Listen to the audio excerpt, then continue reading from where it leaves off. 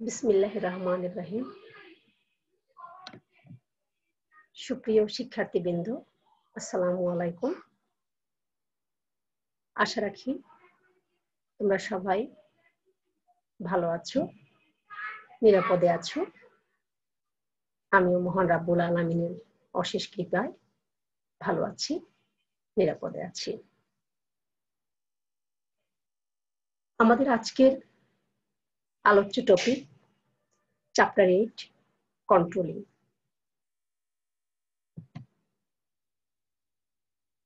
আলোচনার শুরুতেই আসা যাক, কন্ট্রোলিং বা নিয়ন্ত্রণ বলতে আমরা কি বুঝি। নিয়ন্ত্রণ হলো ব্যবস্থাপনার ক্ষেত্রে বা ব্যবস্থাপকের ক্ষেত্রে একটি গুরুত্বপূর্ণ কাজ, যিনি এই নিয়ন্ত্রণ কৌশলের মধ্য দিয়ে তার প্রতিষ্ঠানের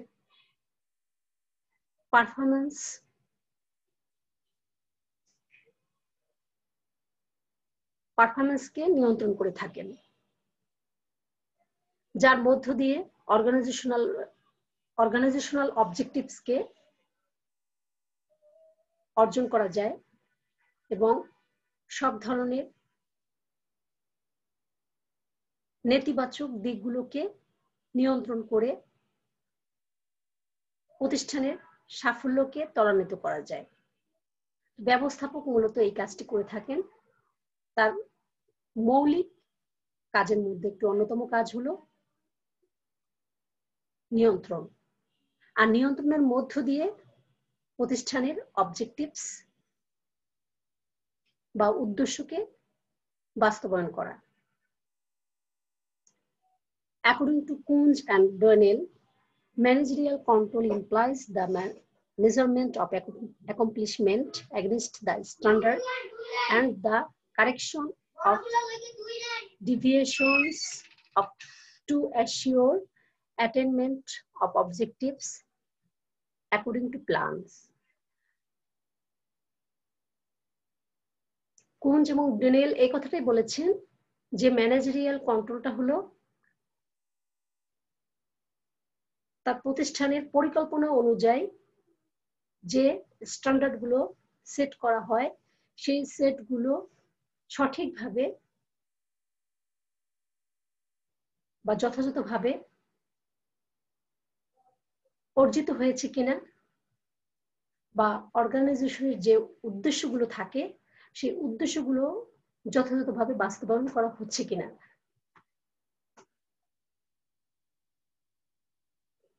According to Dale Henning, control is the process of bringing about conformity of performance with planned action.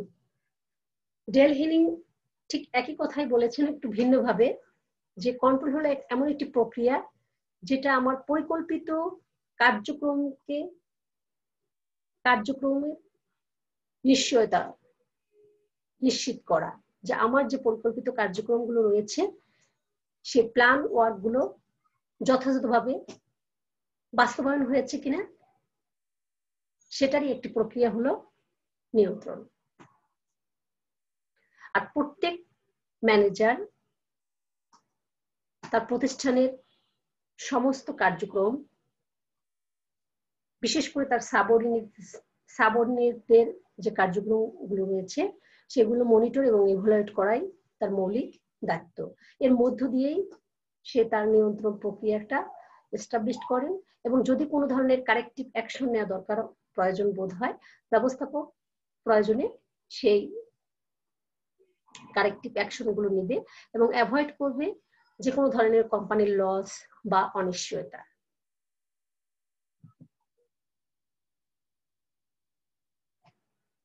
তাহলে আমরা বুঝতে পারলাম কন্ট্রোলিংটি কি।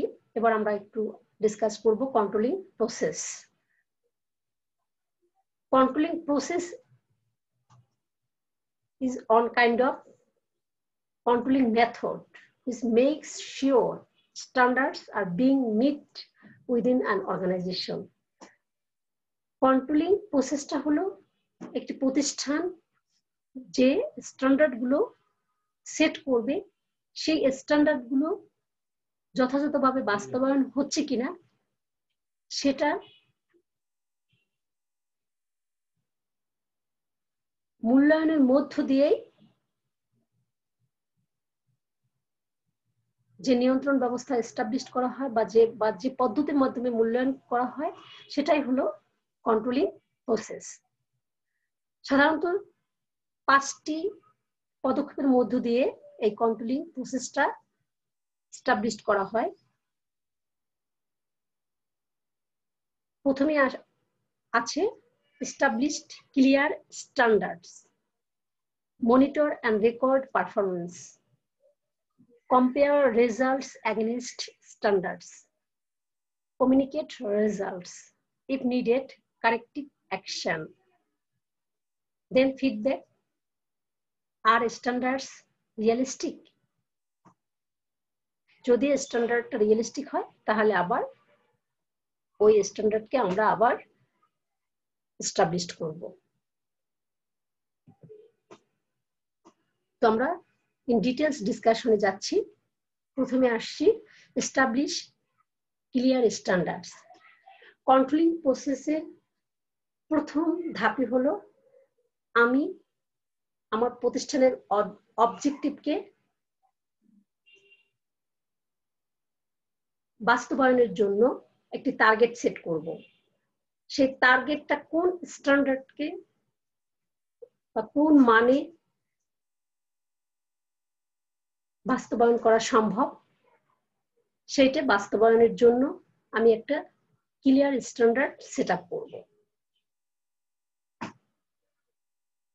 এই স্ট্যান্ডার্ডসকে আবার দুভাগে ভাগ করা যায়, একটা হলো মেজারেবল আর ট্যানজিবল, মানে যেটা দেখা যায় বা পরিমাপ করা যায়, আর অন্যটি হলো নন মেজারেবল আর ইনটেনজিবল, মানে যেটা পরিমাপ করা যায় না বা দেখাও যায় না, কিন্তু বিভিন্ন ধরনের কার্যক্রমের মনিটরিং এর মধ্য দিয়ে সেটা পরিমাপ করা যায়।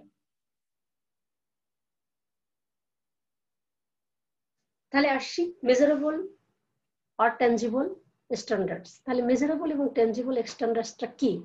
মেজারেবল আর ট্যানজিবল স্ট্যান্ডার্ডসটা হলো ওই ধরনের স্ট্যান্ডার্ডস যেগুলো দেখা যায়, যেগুলো পরিমাপ করা যায়। এই ধরনের স্ট্যান্ডার্ডসকে আমরা বলবো মেজারেবল স্ট্যান্ডার্ডস। যেমন প্রতিষ্ঠানের প্রোডাকশন কস্ট, প্রোডাকশনের total output, quantity of output, প্রতিষ্ঠানের total expenditure, length of production, প্রতিষ্ঠানের মোট প্রফিট, এগুলো আমরা মেজার করতে পারি বা আমরা দেখতে পাই। সেজন্য এই ধরনের মেজারমেন্টের মধ্য দিয়েও আমরা কন্ট্রোল করব। এটাও একটা অন্যতম ইম্পর্টেন্ট প্রসেস অফ কন্ট্রোলিং। দেন আমরা আসবো নন মেজারেবল আর ইনটেনজিবল। এমন কিছু স্ট্যান্ডার্ড আছে যেগুলো দেখা যায় না বা ফিনান্সিয়ালি এটা মেজার করা যায় না, কিন্তু আমরা অবজারভেশনের মধ্য দিয়ে সেটা উপলব্ধি করতে পারি। যেমন performance of a manager, deviation of workers, their attitudes towards a concern, যেমন ব্যবস্থাপকের পারফরমেন্স, ওয়ার্কার্সদের দৃষ্টিভঙ্গি, সাবঅর্ডিনেটদের দৃষ্টিভঙ্গি, এগুলো অ্যানালাইসিস করার মধ্য দিয়ে আমরা প্রতিষ্ঠানের কে নিয়ন্ত্রণ করতে পারি, যেটাকে আমরা বলবো নন মেজারেবল টেকনিক বা প্রসেস।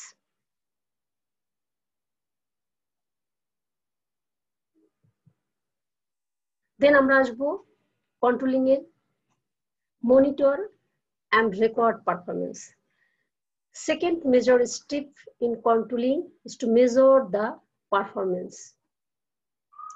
আমরা যে পারফরমেন্স গুলো পাবো, যেটাকে আমরা প্রতিনিয়ত মনিটর করব, আবার রেকর্ডও করব।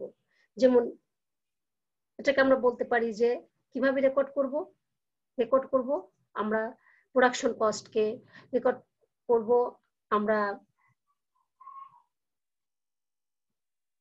সেলস অ্যামাউন্টকে রেকর্ড করব, আমরা কোয়ান্টিটি আউটপুটকে রেকর্ড করব, আমরা টোটাল প্রফিটকে। এগুলো হলো কোয়ান্টিটেটিভ মেজারমেন্ট, এটা আমরা রেকর্ড করে নেব। নেক্সট আরেকটা আমরা যেটা করব সেটা হলো মনিটর করা। কিভাবে মনিটর করব? অ্যাটিটিউড, অফ দ্য ওয়ার্কার্সদের দৃষ্টিভঙ্গি কেমন এই প্রতিষ্ঠানের কাজের প্রতি, তাদের এই প্রতিষ্ঠানের সাফল্যের প্রতি, এই প্রতিষ্ঠানের অবজেক্টিভ অ্যাচিভের ক্ষেত্রে তাদের পারফরমেন্সটা পজিটিভ না negative. There moral to work, তাদের নৈতিক কাজ করতে গিয়ে তাদের যে নৈতিক দৃষ্টিভঙ্গি, তারা সততার সাথে নিষ্ঠার সাথে কাজ করছেন কিনা, সেই জিনিসগুলো আমরা মনিটর করব। The development in the attitudes regarding the physical environment and their communication with the superiors, এবং তারা যে কাজ করছে সাবঅর্ডিনেটসরা, তারা তাদের সুপারিয়রদের সাথে সবসময় যথাযথভাবে যোগাযোগটা নিশ্চিত করছেন কিনা, এইসব বিষয়গুলো মনিটরিং এর মধ্য দিয়ে আমরা কন্ট্রোল করব। নেক্সট থার্ড স্টেপসটা হলো কম্পারিজন রেজাল্টস এগেইনস্ট স্ট্যান্ডার্ডস। আমরা যে স্ট্যান্ডার্ডসটা বা মানটা সেট করব, সেটার থেকে আমরা যে অ্যাকচুয়াল যে রেজাল্টটা পাবো সেই রেজাল্টটা কম্পেয়ার করে দেখব। আমরা যে রেজাল্ট, যে স্ট্যান্ডার্ডস বা যে টার্গেট সেট করব প্রতিষ্ঠানের ক্ষেত্রে, সাপোজ এটা হতে পারে যে আমি আগামী 1 বছরের মধ্যে আমার প্রতিষ্ঠানকে একটি উন্নত বা সফল প্রতিষ্ঠান হিসেবে দেখতে চাই বাজারে, কিন্তু আমি যে টার্গেট সেট করেছি বা যে স্ট্যান্ডার্ড সেট করেছি, সেটা আমি আগামী 1 বছরের পারফরমেন্সকে কম্পেয়ার করে দেখব যে আমার মার্কেটে আমি আমার প্রতিষ্ঠানটাকে সফল হিসেবে পাচ্ছি কিনা আমার টার্গেট অনুযায়ী। সাপোজ আমি বর্তমান বছরে আমার যদি সেল থাকে 2 লাখ টাকা, আমি দেখব যে আগামী বছর এই সেলটা আমার টার্গেটে থাকবে, এটাকে আমি উন্নত করে 4 লাখ টাকায় করব। তাহলে আমি যে 4 লাখ টাকার টার্গেট সেট করেছি, সেটা আমার অ্যাকচুয়াল যে পারফরমেন্স আগামী বছরে গিয়ে দেখব, বছর শেষে ফিনান্সিয়াল স্টেটমেন্ট থেকে যে আমার সেলসটা বের হবে, সেটা আমি দেখব যে আমার টার্গেট 4 লাখ টাকার সমান আমার সেলস হয়েছে কিনা। তাহলে আমার যে স্ট্যান্ডার্ড সেট করা থাকবে সেটার সাথে আমার অ্যাকচুয়াল রেজাল্ট কম্পেয়ার করে আমি জাস্টিফাই করব। যদি দেখি যে আমার প্রয়োজনের চেয়ে কম হয়েছে, টার্গেট ফিল আপ হয়েছে, তাহলে নতুন কোনো স্টেপ গ্রহণ করব যার মধ্য দিয়ে আমি আমার টার্গেটে পৌঁছাতে পারি। আর যদি আমি পৌঁছিয়ে যাই, তাহলে আমি পরবর্তীতে নতুন কি টার্গেট সেট করা যায় সেটার ক্ষেত্রে আমি ডিসিশন নেব। এভাবে স্ট্যান্ডার্ডের সাথে অ্যাকচুয়াল রেজাল্টের কম্পারিজনের মধ্য দিয়ে আমরা কন্ট্রোল করতে পারি। নাম্বার 4, আমি যে রেজাল্টটা পাবো, কমিউনিকেট রেজাল্টস, মানে আমি যে রেজাল্টটা একবার পাবো সেই রেজাল্টটাকে আমি আমার সাবঅর্ডিনেটস, আমার সুপারিয়র, এদের সাথে কমিউনিকেট করব। যদি কোথাও আমার কোনো কারেক্টিভ অ্যাকশন নিতে হয়, সেই কারেক্টিভ অ্যাকশনটা নিব।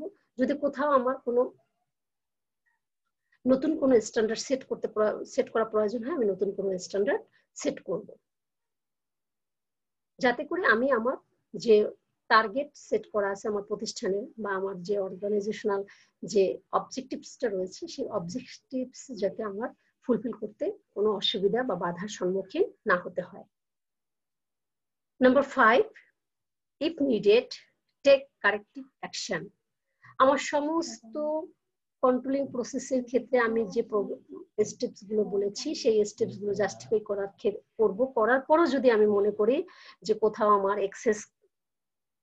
এক্সপেন্স হয়ে যাচ্ছে, কোথাও আমার এক্সেস কস্ট অ্যারাইজ করছে, কোথাও আমার কোনো লস অ্যারাইজ করছে, সেই বিষয়গুলো আমি যেখানে আমার এক্সপেন্স হচ্ছে বা এক্সেস লস হয়ে যাচ্ছে, সেক্ষেত্রে আমি এমন কোনো মেজারমেন্ট নেব বা স্টেপ গ্রহণ করব যাতে করে আমার এক্সপেন্সটা মিনিমাইজ হয়ে যায়, আমার লসটা রিকভার হয়ে আমার প্রফিট ম্যাক্সিমাইজ হয়।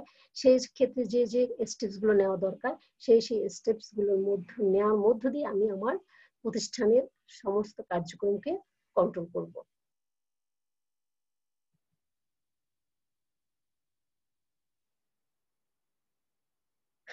এ পর্যায়ে আমরা আসছি কন্ট্রোলিং টেকনিক্স। আমরা দেখলাম কিভাবে আমরা কন্ট্রোল করব, কন্ট্রোলিং প্রক্রিয়াগুলো দেখেছি। এখন আমরা আলোচনা করব কিভাবে আমি প্রতিষ্ঠানকে কন্ট্রোল করব, সেই কৌশলগুলো নিয়ে আলোচনা করব।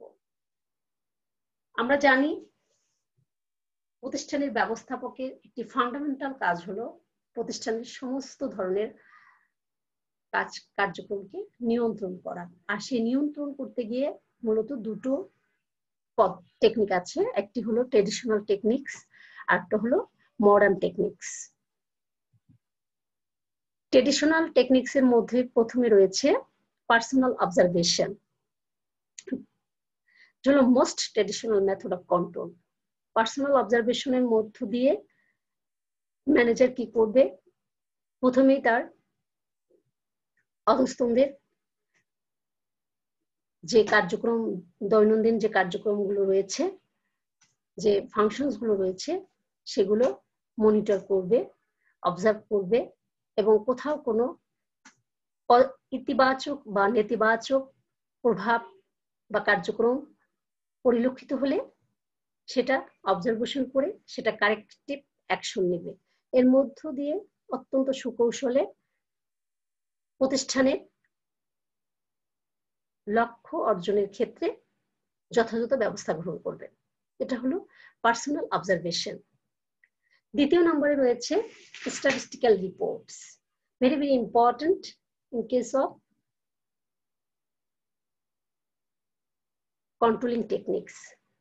যেটা হলো প্রথমে কি করবে, তারা কিছু রিপোর্ট কালেক্ট করবে, যেমন ফিনান্সিয়াল স্টেটমেন্ট নেবে, সেখান থেকে তারা টোটাল সেলস দেখবে, টোটাল গ্রোস প্রফিটটাকে দেখবে, টোটাল এক্সপেন্সকে দেখবে, মার্কেটিং এক্সপেন্সকে দেখবে, সেলিং এক্সপেন্স, সরি অ্যাডমিনিস্ট্রেটিভ এক্সপেন্সকে দেখবে, যে এক্সপেন্সটা কি বেশি হচ্ছে নাকি টার্গেটের চেয়ে কম আছে, আমাদের সেলসটা কি বাড়ছে নাকি আমার টার্গেট সেলসের চেয়ে কম হচ্ছে। এভাবে বিভিন্ন ডেটা নেবে। তারপর ফিনান্সিয়াল স্টেটমেন্টের ইম্পর্টেন্ট একটি পার্ট হলো ব্যালেন্স শিট। সেখান থেকে দেখবে যে আমার চলতি দায় কি পর্যায়ে আছে, তারপরে আমার সেলস হয়েছে কিন্তু সেলসের বাকিতে সেলস হয়েছে সেটা অনেক বেশি হয়ে যাচ্ছে, সেটার ক্ষেত্রে কারেকশন নেবে। আমার লং টার্ম লায়াবিলিটি কি পর্যায়ে আছে, যদি দেখা যায় যে লায়াবিলিটিটা ক্রমশই বেড়ে যাচ্ছে, চলতি দায়গুলো বেশি বেড়ে যাচ্ছে, সেক্ষেত্রে কারেক্টিভ অ্যাকশন নিয়ে সেটাকে মিনিমাইজ করার চেষ্টা করবে। এভাবে স্ট্যাটিস্টিক্যাল ডেটা কালেকশনের মধ্য দিয়ে কন্ট্রোল করবে, এটা একটা ইম্পর্টেন্ট টেকনিক্স। তারপর ফিনান্সিয়াল স্টেটমেন্টের বিভিন্ন রেশিও রয়েছে, যেমন current ratio, inventory turnover ratio, এই ধরনের বিভিন্ন রেশিও যে রয়েছে, রেশিও গুলো, লিকুইডিটি রেশিও, এই রেশিও গুলো অ্যানালাইসিসের মধ্য দিয়েও কারেক্টিভ অ্যাকশন নেবে ব্যবস্থাপক, যাতে করে প্রতিষ্ঠানের লসকে মিনিমাইজ করা যায়, এক্সপেন্সকে মিনিমাইজ করা যায় এবং প্রফিটকে ম্যাক্সিমাইজ করা যায়। Then third traditional techniques of controlling is break-even analysis. Break-even analysis technique, the important technique to control the organizational performance. Break-even point মূলত কস্ট, ভলিউম এন্ড প্রফিটের একটা রিলেশনশিপ, যেখানে ব্রেক ইভেন পয়েন্ট এমন একটি পয়েন্ট যেখানে no profit no loss থাকবে। প্রতিষ্ঠানের cost or expense equals to sell, যেখানে কোনো প্রফিট বা লস অ্যারাইজ করবে না। এই ব্রেক ইভেন পয়েন্টের প্রফিট আর লস পয়েন্ট না থাকার পর থেকে চেষ্টা করা হবে কিভাবে কস্ট মিনিমাইজ করে সেলস ইনক্রিজ করে প্রফিটকে ম্যাক্সিমাইজ করা যায়, এবং সর্বোচ্চ সতর্ক অবস্থানে থাকবে যেন কোনোভাবেই কোনো লস অ্যারাইজ না করে। এটা খুবই ইম্পর্টেন্ট এবং ক্রুশিয়াল ফিনান্সিয়াল টেকনিক, যেটার মধ্য দিয়ে ব্যবস্থাপক তার প্রতিষ্ঠানের ফিনান্সিয়াল পারফরমেন্স জাস্টিফাই করে থাকেন। Next, budgetary control. প্রত্যেকটি প্রতিষ্ঠানের একটি বাজেট থাকে, বাৎসরিক বাজেট থাকে। সেই বাৎসরিক ফিনান্সিয়াল বা যে বাজেট সেট করা হয় এবং অ্যাকচুয়াল যে রেজাল্টটা পাওয়া যায়, দুটোর মধ্যে কম্পারিজনের মাধ্যমে জাস্টিফাই করা হয় যে তার অ্যাকচুয়াল পারফরমেন্স এবং স্ট্যান্ডার্ড পারফরমেন্সের মধ্যে কোনো পার্থক্য রয়েছে কিনা। যে যে ক্ষেত্রে ঘাটতি রয়েছে সেই ক্ষেত্রে নতুন কোনো পদক্ষেপ গ্রহণের মধ্য দিয়ে তার সেই পরবর্তী কার্যক্রমের মধ্য দিয়ে ঘাটতিগুলো মিনিমাইজ করে এবং প্রফিট গুলোকে ম্যাক্সিমাইজ করে এবং প্রতিষ্ঠানের ক্ষেত্রে যদি প্রয়োজন হয় কর্মীদের বা সাবঅর্ডিনেটদের পারফরমেন্স বাড়িয়ে প্রয়োজন বোধে কস্ট মিনিমাইজ করে এক্সপেন্স মিনিমাইজ করে টার্গেটে পৌঁছাতে হয়। সেই যে পদক্ষেপগুলো নেওয়া প্রয়োজন হয় ঠিক সেই পদক্ষেপগুলো নেওয়ার মধ্য দিয়ে প্রতিষ্ঠান তার অবজেক্টিভস অ্যাচিভ করে।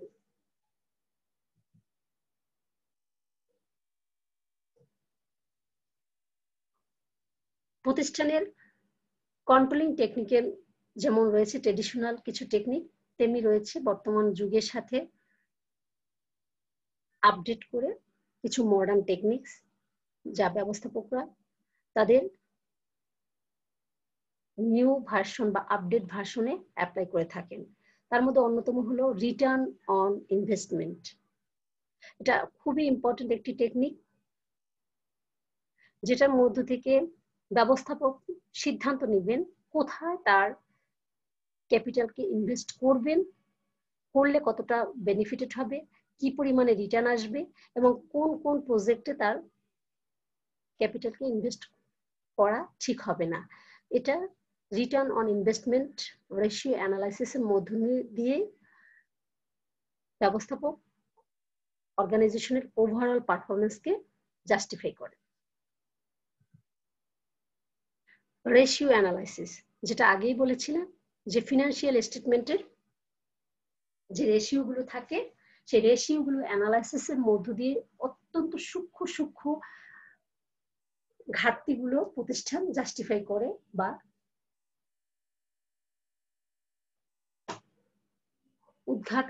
উদ্ঘাটনের মধ্য দিয়ে যেখানে তাদের ল্যাকিংস রয়েছে সেই ল্যাকিংস গুলো ফিল আপ করার চেষ্টা করে, যেখানে তাদের পারফরমেন্স ভালো রয়েছে সেখানে আরো পারফরমেন্স কিভাবে ভালো করা যায় সেই চেষ্টাগুলো করে। যেমন তার মধ্যে রয়েছে liquidity ratios, solvency ratios, profitability ratios, turnover ratios. এই রেশিওগুলো জাস্টিফাইয়ের মধ্য দিয়ে অর্গানাইজেশনের ব্যবস্থাপক সিদ্ধান্ত নেন যে তাদের কি কি ঘাটতি রয়েছে বা কোথায় কোথায় তাদের আরো পারফরমেন্স বাড়ানো উচিত বা কোথায় কোথায় কস্ট মিনিমাইজ করা উচিত, কোথায় কোথায় তাদের এক্সপেন্স মিনিমাইজ করা উচিত বা তাদের বাকিতে বিক্রি হয়েছে সে বিক্রির ক্ষেত্রে তাদের যে দেনাদারের কাছ থেকে টাকা কালেকশন কি ধীর গতিতে হচ্ছে নাকি দ্রুত গতিতে হচ্ছে, সেই বিষয়গুলো তারা জাস্টিফাই করে দেখেন। দেন রয়েছে রেসপন্সিবিলিটি অ্যাকাউন্টিং। মডার্ন টেকনিক্সের মধ্যে একটি অন্যতম টেকনিক হলো রেসপন্সিবিলিটি অ্যাকাউন্টিং। রেসপন্সিবিলিটি অ্যাকাউন্টিং মূলত একটি অর্গানাইজেশনকে বিভিন্ন ডিপার্টমেন্ট বা ডিভিশনে ভাগ করা হয় এবং এক একটি ডিপার্টমেন্ট বা ডিভিশনে এক একজন করে প্রধান থাকেন, যাকে ওই ডিপার্টমেন্ট বা ডিভিশনের হেড হিসেবে চিহ্নিত করা হয় এবং ওই হেড ওই ডিপার্টমেন্ট বা ডিভিশন বা ওই সেন্টারের প্রধান হিসেবে সমস্ত কার্যক্রমের জন্য রেসপন্সিবল থাকেন এবং তারা যে ওই সেন্টারে যে টার্গেটটা সেট করা হয় সেই টার্গেটটা যথাযথভাবে অ্যাচিভ হয়েছে কিনা সেটা জাস্টিফাই করে দেখেন। যেমন রয়েছে cost centre, revenue centre, profit centre, investment centre. এইরকম সেন্টারের প্রধানরা তার সেন্টারের সমস্ত কার্যক্রমের জন্য রেসপন্সিবল থাকেন। যেমন কস্ট সেন্টারের প্রধানের সবসময় দায়িত্ব থাকে যে প্রোডাকশন কস্ট কতটা মিনিমাইজ করা যায় এবং কিভাবে মিনিমাইজ করা যায় এবং যার ফল বা প্রতিশ্রুতি হিসেবে ফলাফল আসবে যে প্রফিট ম্যাক্সিমাইজ করা। রেভিনিউ সেন্টারের যিনি প্রধান থাকবেন তার দায়িত্বই থাকবে কিভাবে রেভিনিউটাকে ম্যাক্সিমাইজ করা যায় এবং যাতে অনাদায়ী পাওনার পরিমাণটাকে কমিয়ে আনা যায়।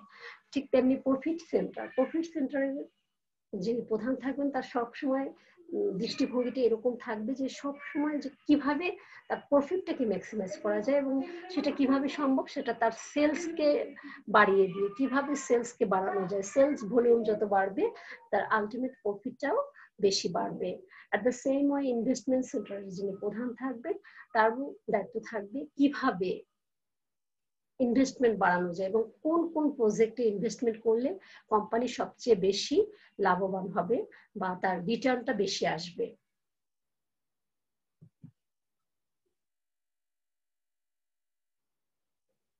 দেন ম্যানেজমেন্ট অডিট।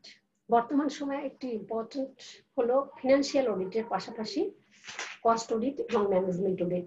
ম্যানেজমেন্ট অডিট মূলত করা হয় overall performance of the manager of the অর্গানাইজেশনের ম্যানেজমেন্টদের সার্বিক পারফরমেন্স জাস্টিফাই করার জন্য মূলত ম্যানেজমেন্ট অডিটটি করা হয়। এর মাধ্যমে তারা প্রতিষ্ঠানের ম্যানেজারদের এফিসিয়েন্সি এন্ড ইফেক্টিভনেসটাকে জাস্টিফাই করে থাকেন। যদি এই অডিটের মধ্য দিয়ে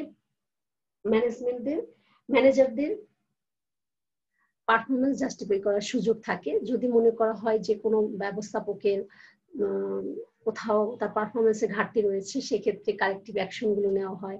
কোথাও যদি কোনো ব্যবস্থাপকের পারফরমেন্সে মালিক পক্ষ যদি সন্তুষ্ট থাকে তখন তারা সেই ব্যবস্থাপককে প্রমোশন বা ফিনান্সিয়াল বেনিফিট বা রিওয়ার্ডের মধ্য দিয়ে তাকে আরো বেশি মোটিভেট করার ব্যবস্থা করেন, যাতে করে ওই ব্যবস্থাপকের দ্বারা আরো বেশি প্রতিষ্ঠান উপকৃত হয়।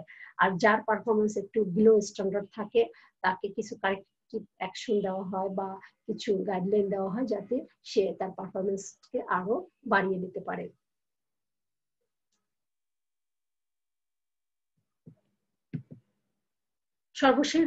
সর্বশেষ রয়েছে পার্ট অ্যান্ড সিপিএম। পার্ট মানে programme evaluation and revenue technique, and CPM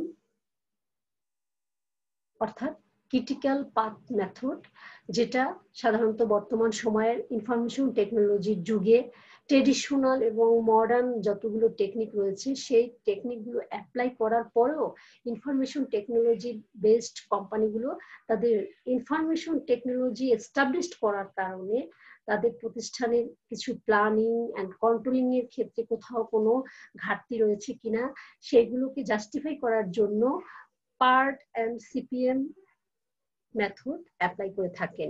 এটা সাধারণত যে কোম্পানিগুলো প্রজেক্ট বেসিস ইনভেস্টমেন্টের সাথে জড়িত সেই ধরনের প্রজেক্টগুলোর পারফরমেন্স জাস্টিফাই করার জন্য বা ইন্টার রিলেটেড প্রজেক্টের ওভারঅল অ্যাক্টিভিটিস গুলো জাস্টিফাই করার জন্য এই পার্ট অ্যান্ড সিপিএম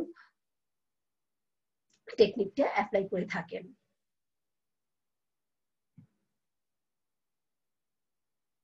প্রিয় শিক্ষার্থীবৃন্দ, আশা করি এ পর্যন্ত যতটুকু আমরা আলোচনা করেছি আজকের লেকচারে তোমাদের বুঝতে হয়তো অসুবিধা হবে না।